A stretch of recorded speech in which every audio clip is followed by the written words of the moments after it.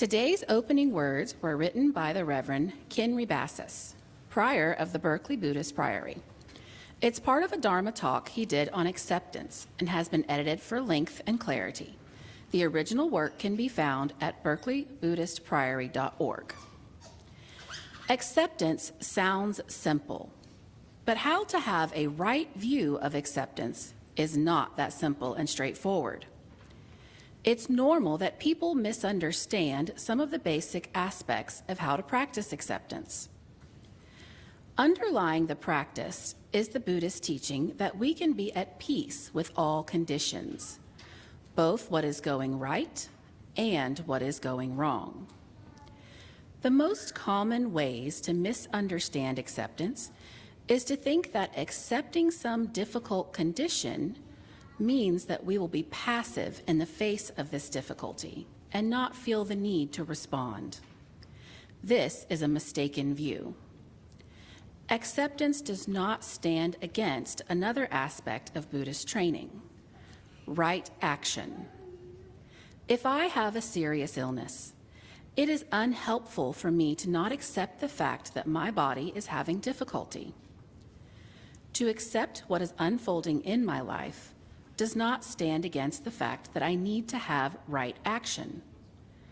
I should do all that I can to try to cure my illness. The reason people often think acceptance sounds passive is that they have an underlying belief that many difficult situations require us to be upset, angry, worried, or fearful in order to motivate us to respond. If we use anger and outrage to motivate us into action when we see something wrong, we have a very shaky foundation for our behavior. The right motivation comes from simply trying to do what is good and accepting our conditions. This right motivation is something that can keep flowing indefinitely.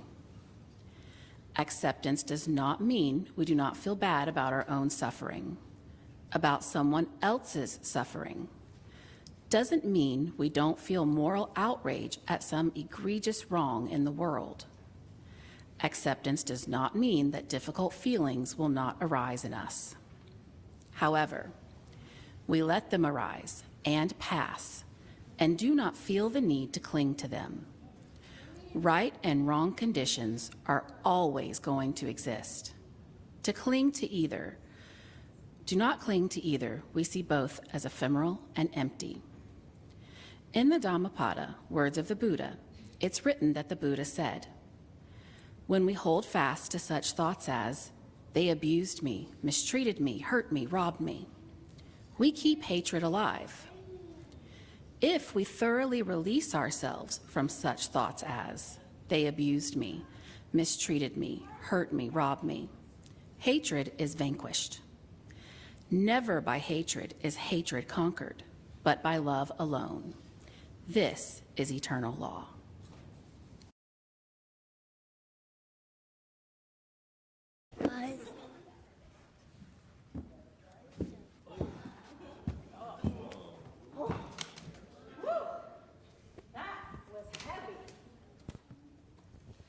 That was really heavy. Is it easy to see when someone's carrying something that's physically heavy? What about when someone is carrying anxiety or sadness, worry, grief, fear? Is that as easy to see and offer a hand? Okay. Has anybody in here felt those things recently? Yeah, sometimes starting a new school, going to a different situation, things happening in our communities and our families. So I have a few tools in here today that are going to remind us of what ways we can help with those really big, heavy things. And then I'm also going to show you 2 tips and tricks. So you can go ahead and open it for me, and then you're just going to pull one thing out, and then we'll let some other friends help us pull things. Here, lift here. You pull one thing out. Ooh, an apple.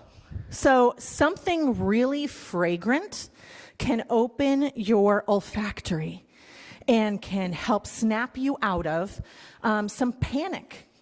People suffer panic attacks. They say sometimes eating something sour, but something that will really engage that.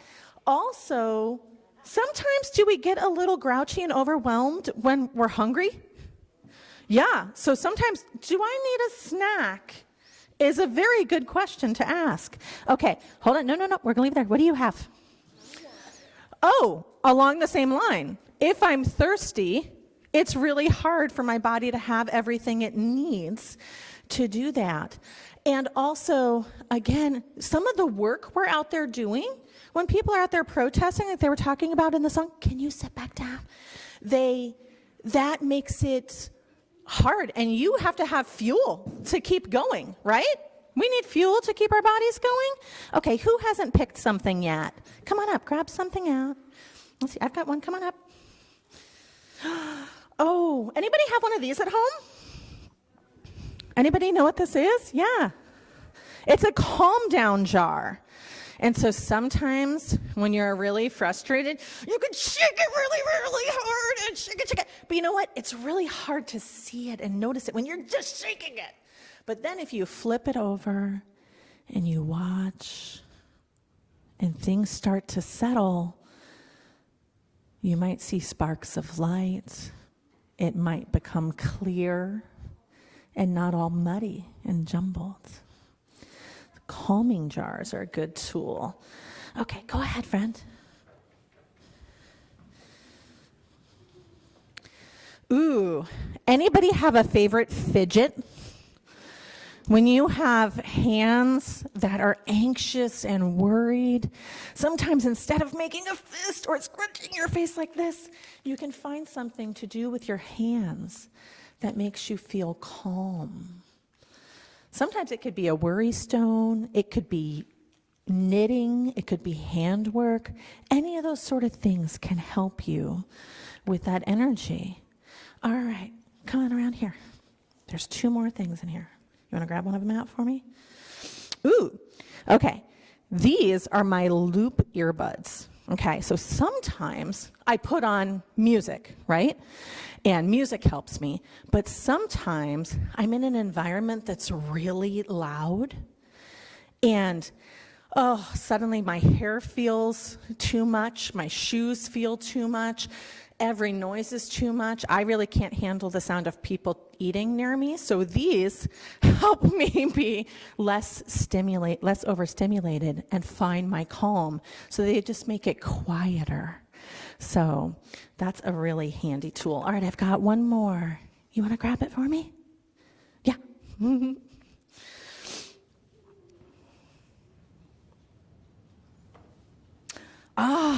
Okay.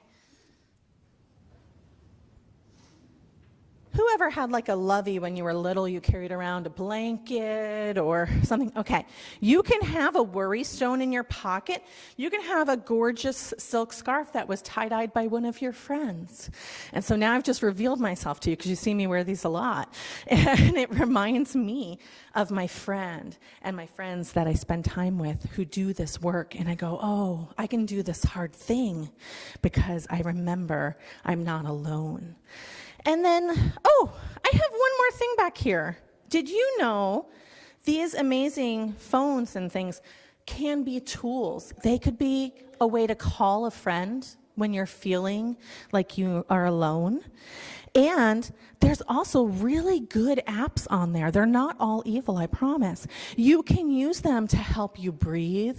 You can use them to help you listen to ocean sounds or nature sounds. And so we sometimes forget that we carry around this really handy tool with us. Now, these are all great, but you know what happens? Do we always have these things with us? No. Do we generally always have this with us? Yeah? Can I see? Everybody have one? Okay, great. So there's 2 different things you can do with this. One is a breathing meditation. So you can trace your hands. You want to try this with me. So we're going to take a nice big breath in, and then we're going to exhale as you go out. Inhale as you come in around your finger, and exhale as you go out. Inhale, exhale. Inhale, exhale. Inhale, exhale. Inhale. How handy is that to know you have that? How do you feel? I didn't even try for the pun, Nick. I didn't. But now, how many senses do we have? 5. How many fingers do we have in our hand? Oh, handy. So you notice some of mine connected to senses. A grounding exercise you can do. One of the things I like to do is just know my direction.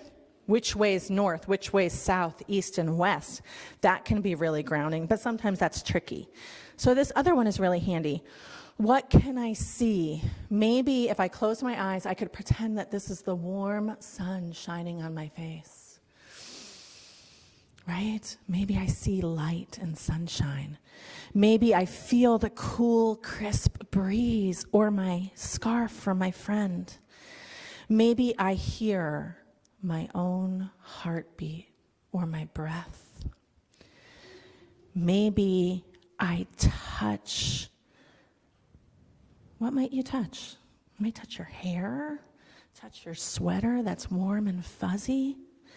And taste. Maybe I taste that juicy apple. Maybe I taste some cool water. And that's another thing you can use no matter where you are, if you just think about your senses and use that as a way to ground yourself. So you can do hard things, scary things, new things.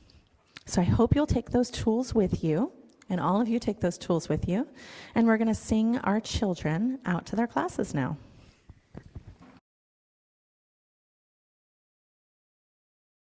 I grew up in rural Georgia, and our proximity to Atlanta provided my elementary school with some really unique field trip options, one of which was visiting the Martin Luther King Jr. National Historic Site. This field trip was usually taken by the older kids sometime in January or February and concluded a very brief study of the civil rights movement. I took this field trip in 5th grade.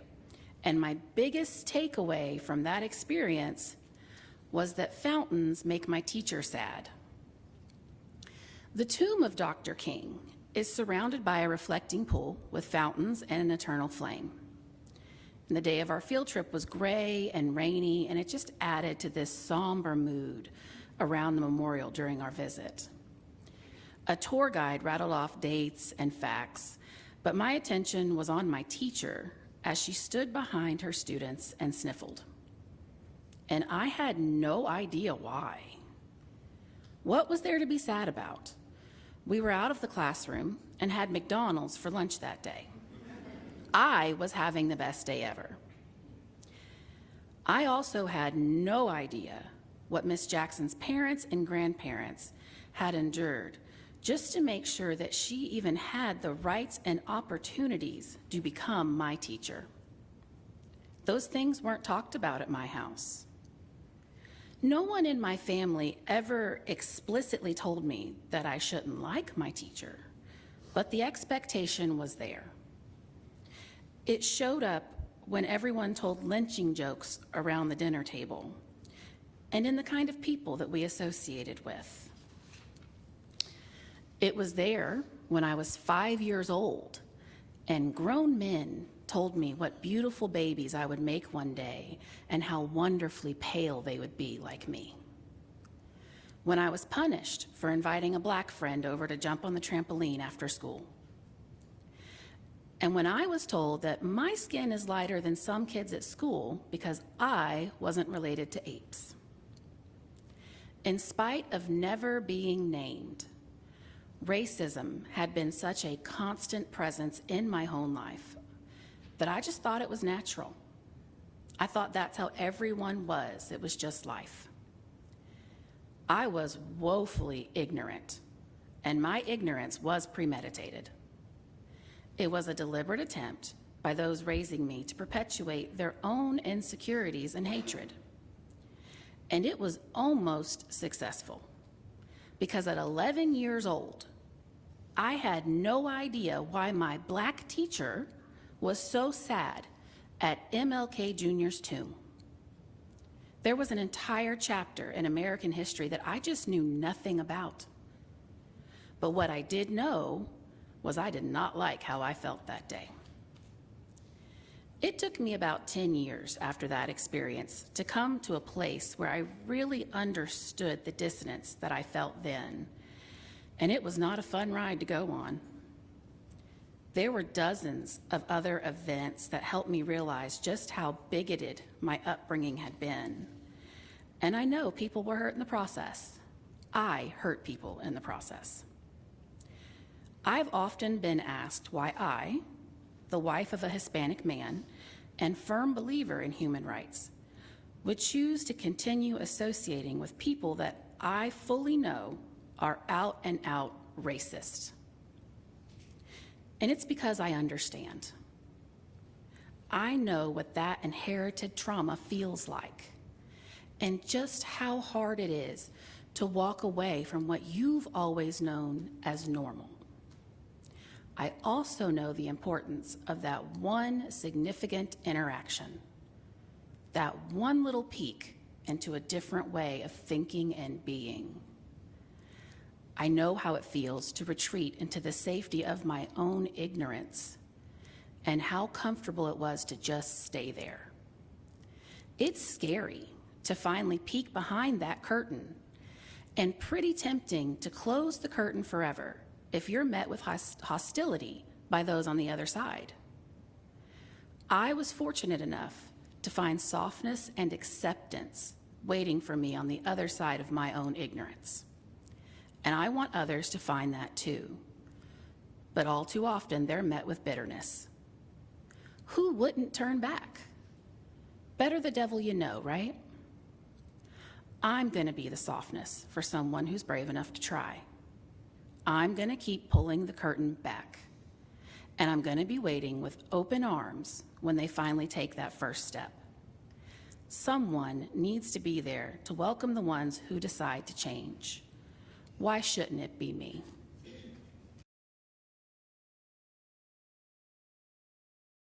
This reading is an excerpt from the introduction to the book Love in Action, Writings on Nonviolent Social Change by the Vietnamese Buddhist monk Thich Nhat Hanh. The section of the introduction you're about to hear was written by Brother Pap Hu, a monk who was Thich Nhat Hanh's personal attendant for 17 years. You will hear Pap Hu refer to Thich Nhat Hanh as Thay. This was the informal name by which Thich Nhat Hanh was known to family, friends, and other monks.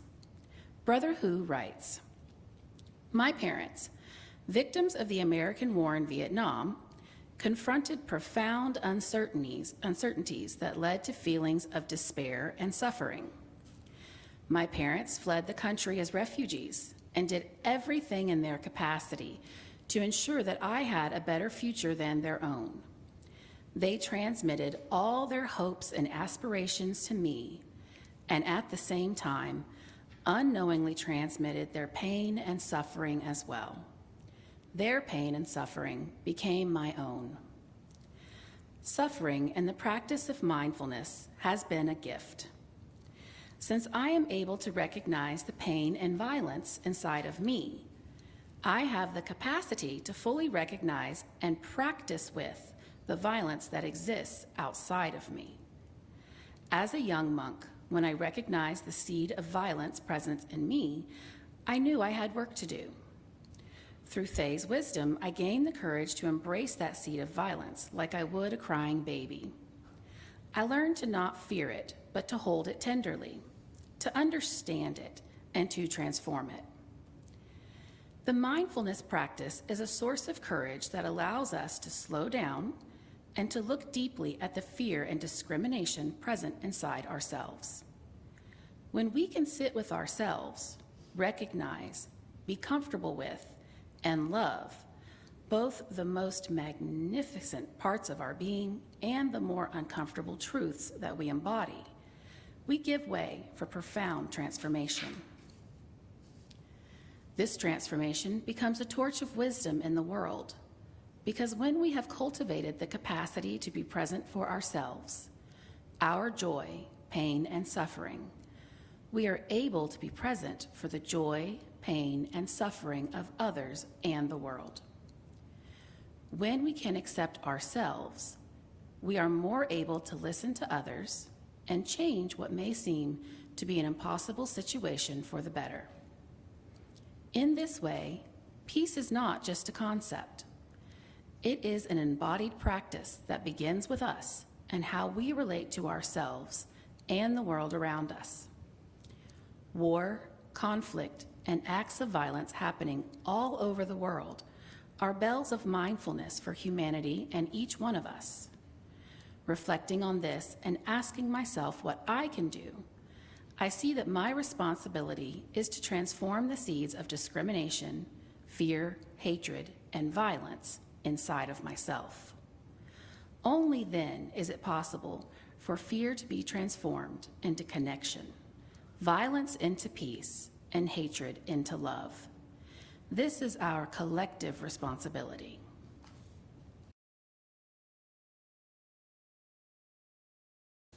Thank you all for being here today. Thanks for your attention.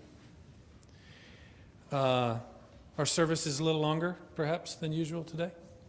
But we thought, in light of Martin Luther King Day tomorrow, and our focus on social justice, that it was a good idea to kind of dive deep today. So, welcome again. It's lovely to see you all. I'm glad to be back here. I've been traveling a bunch over the holidays. It's nice to be home. In addition to some family travel, I also had the opportunity to guest preach at some other Indiana UU congregations, which has been really great. Any chance that I can get to log some more flight hours in the pulpit is a good thing. So I'm grateful for these opportunities, but it's really good to be back here in this space with you all. So, in this sermon, I want to talk about some stuff that's current for me, and I think current for all of us. I want to start off with Chicago, a little report. I haven't done that yet on what happened to me, with me up in Chicago. As most of you know, I went up there in November to participate in a demonstration at the notorious Broadview ICE detainment facility. I was part of a couple of hundred Chicagoland clergy representing multiple congregations, multiple faiths, and I was one of 21 arrested on that day. Most of us arrestees were ministers, almost evenly split between men and women. Our group was demanding access to the Broadview facility to deliver pastoral care to those inside and to assess the conditions inside. We were met by police, incidentally not ICE. They were already sort of starting their Chicago retreat. The officers that did meet us, used batons horizontally to try to push back the crowd, and there were several officers who turned those batons towards us and used them in a jabbing motion, which, as I understand it, is not what they are supposed to do. Those of us in the front got pretty bruised up. Some of us were forcefully pulled out of the crowd at that point, taken down to the pavement, knees on the backs, feet crossed, legs bent up behind us, cuffed with zip ties, then lifted up and moved into a group transport. So we were processed for about 7 hours before we were released, and we were all charged with the same 2 misdemeanors: resisting or obstructing a peace officer and walking on a highway. Not sure. I think walking on a highway is apparently what they charge you with when you step out of the demarcated free speech zone. I don't think there's actually a police code for doing that, so they charge you with walking on a highway. There's not a particular police code for exercising one's constitutionally protected right to assemble, so I guess that's the one they use.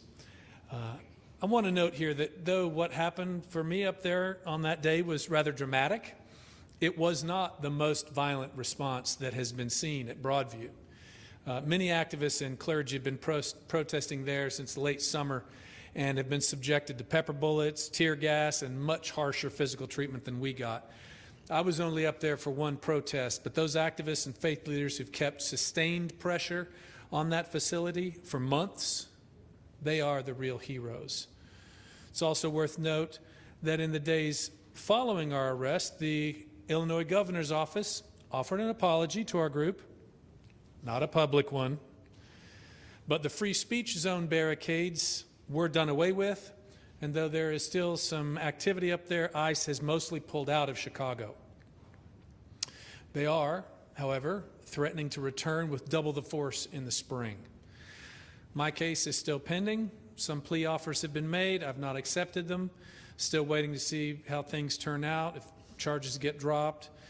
It's extremely unlikely anyone will go to jail. These offenses are traffic ticket level serious, so just know that I'm fine. We are all represented pro bono by a group of lawyers that handles this sort of thing, and I just want to thank you for all your love and care and support around that situation. So, them's the nuts and bolts, as we say, of what happened in the outer journey. Now I'd like to turn to the inner journey. When I went up there, I did so for 3 reasons. First, it was to support the people who are being unjustly detained. All people who are here in this country, with or without documentation, have human rights. They also have rights under our current legal code. And both those sets of rights are being grossly abused by this administration. Second, I went up because I want to support the demonstration of solidarity that I saw emerging among leaders of many congregations, many faiths, to support the expression of unity across different cultures and different faiths on behalf of our immigrant brothers and sisters is extremely important. We can come together across lines of difference in support of each other. They always be trying to divide us, so the more we can unite, the better. Third reason is that I wanted to support specifically the people of Chicago and the mayor of Chicago, Brandon Johnson. I am deeply inspired by the love, care, and grit shown by Chicagoans, Minnesotans, and at the time there by Mayor Johnson's administration. If you're not familiar with Mayor Brandon Johnson, look this man up. He is fantastic, a rising star. So I'd say we were probably 300 people there that day. About half of us were clergy of some sort. The other half was a mix of activists. Some were chanting, holding signs. Some were directly yelling at, cursing at police. And then the moment our group began to walk toward the building, we were met with this force. Now, I, for myself, did not feel angry. And that's not because I'm not angry about ICE and Trump and all the rest. But I just didn't feel like my job then, there, was to be there to express that anger. My job, as I understood it, was to be there to gain access to that facility, to deliver pastoral care to those within, and assess their conditions.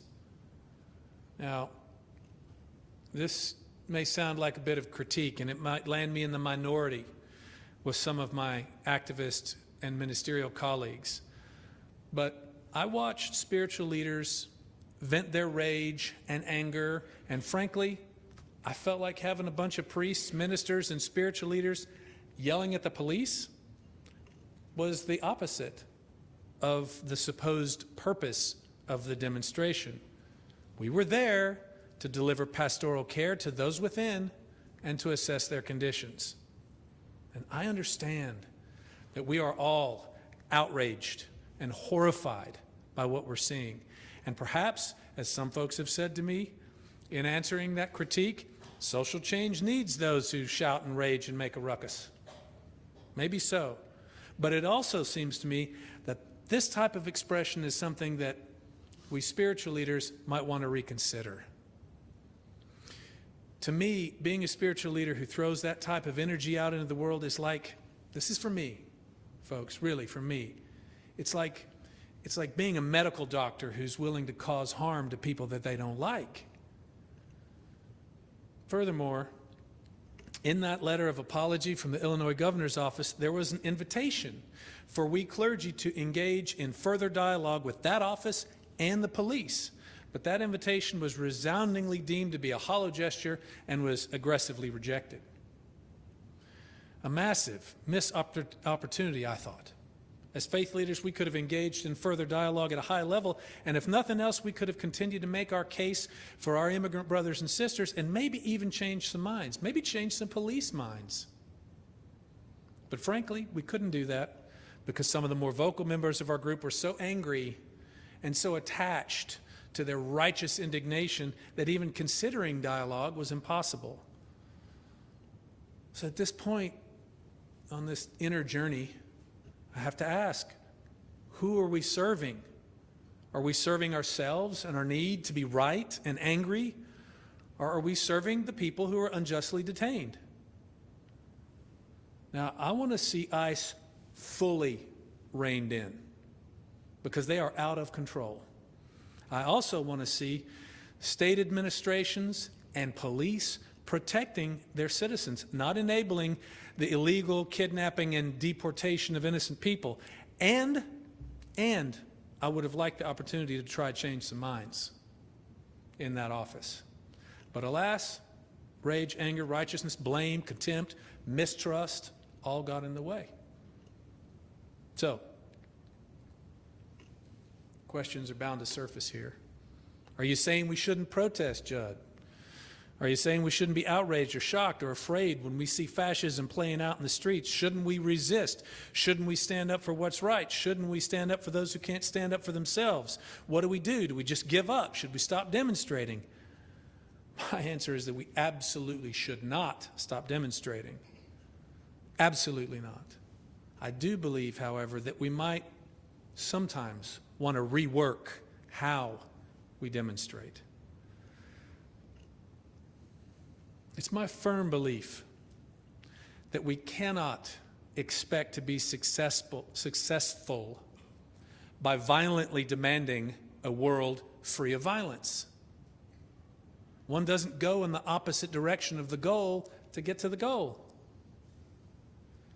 From Gandhi to Mandela to MLK to Thich Nhat Hanh to Mother Teresa to Malala Yousafzai to the Buddhist monks currently walking at this very moment from Fort Worth, Texas to Washington, D.C., all of them preach that if we want peace in our world, we must work to embody peace within.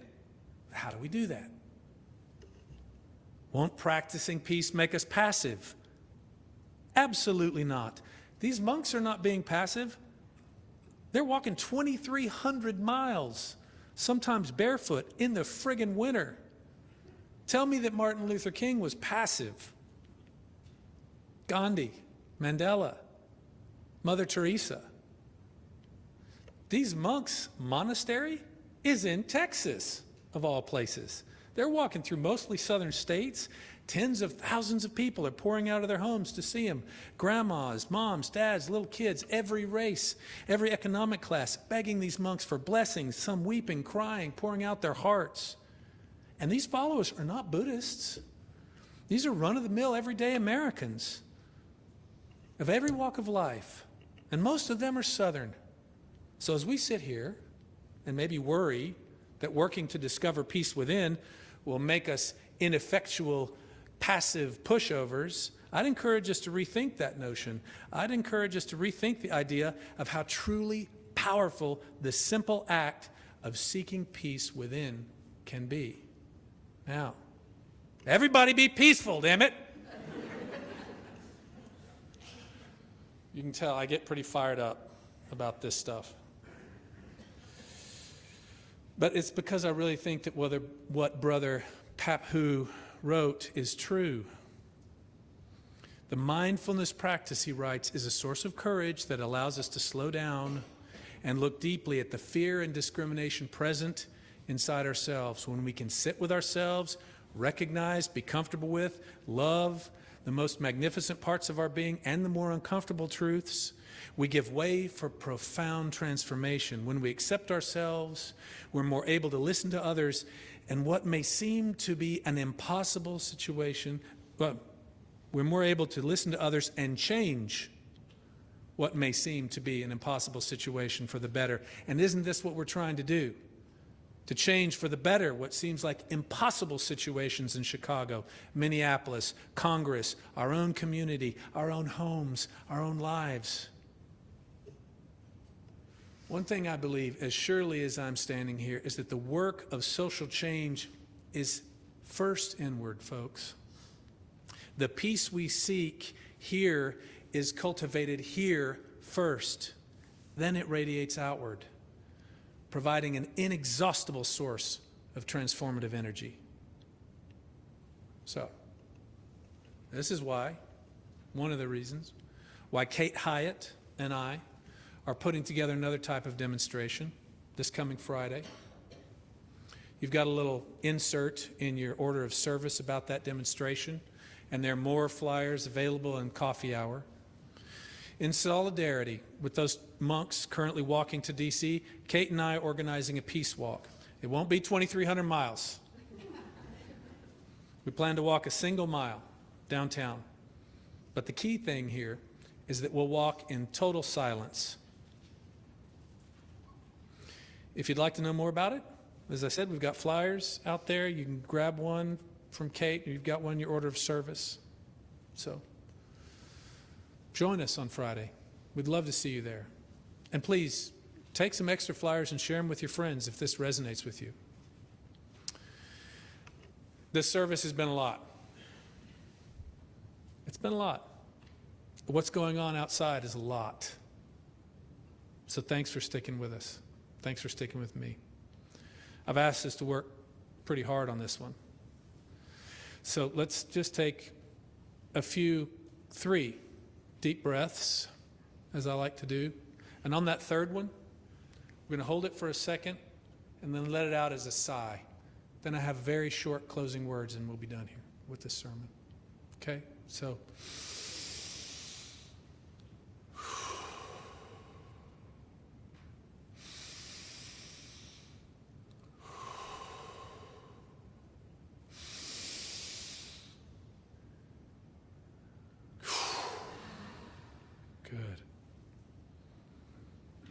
Good. Last thing I want to leave you with today is a very short reflection, very short, about Renee Nicole Good. She's the woman who was murdered by ICE in Minneapolis. I'm sure you've seen the video, some of you. It's very shocking. So be warned that if you've got trauma around violence and haven't seen it, it might be a good idea to skip it.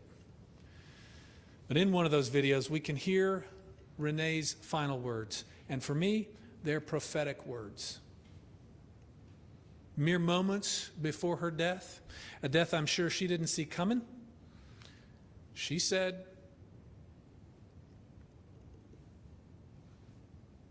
to the officer who killed her,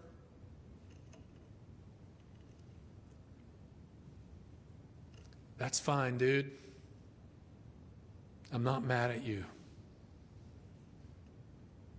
That's fine, dude. I am not mad at you." For me, that's the whole game right there, folks. May we all be so lucky in the darkest of moments to find a spark of peace within. And may those sparks of peace ignite a flaming heart of loving action that transforms us and transforms this troubled time. Amen. May it be so. Ahome takuias.